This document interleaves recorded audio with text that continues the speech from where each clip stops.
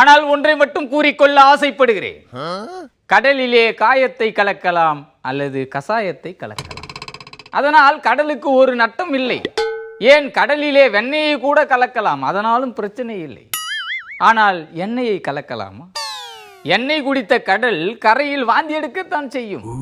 மீனிலிருந்து எண்ணெய் எடுக்கலாம், ஆனால் மீன்களின் வாயிலேயே எண்ணெயை திணித்தால் என்ன ஆகும்? இயற்கையின் மீது தொடுக்கப்படும் தாக்குதல்கள் அனைத்தும் இடிதாங்கிக்கு மட்டும் எதிரானதாக இருக்காது. மாறாக இடிதாங்கியின் மூத்த அண்ணனான குரங்கு முதல் கொண்டு அனைத்து உயிரினங்களுக்கும் எதிரானதாக அமையும் என்று எச்சரிக்கை.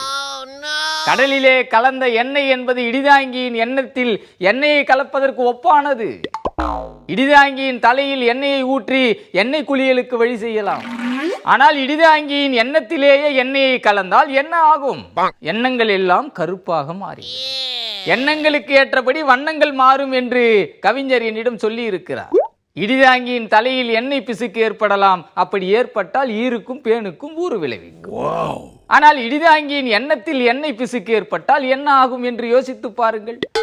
எண்ணமும் எண்ணெயும் கலந்து விட்டால் இடிதாங்கியின் கருத்துக்கள் அனைத்தும் கருப்பாக மாறி, எண்ணங்களில் கலப்படத்தை ஏற்படுத்த சிலர் திட்டமிடுகின்றனர்.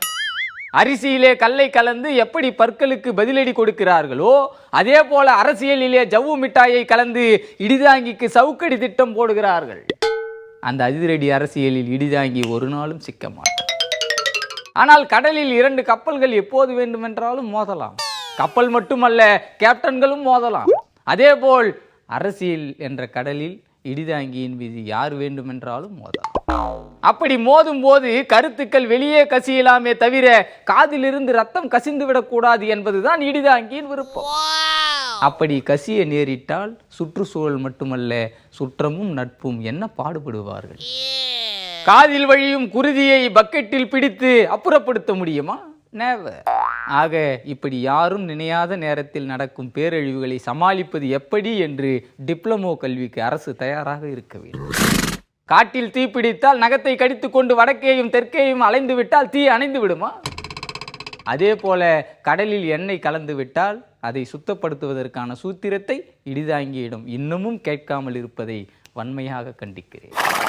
ஏனென்று சொன்னால் கடல் நீரிலிருந்து உப்பையே தனியாக பிரித்து எடுப்பவன் இடிதாங்கி என்ற உண்மையை உரத்து கூறி உங்களிடமிருந்து விடைபெறுகிறேன். நன்றி, வணக்கம்.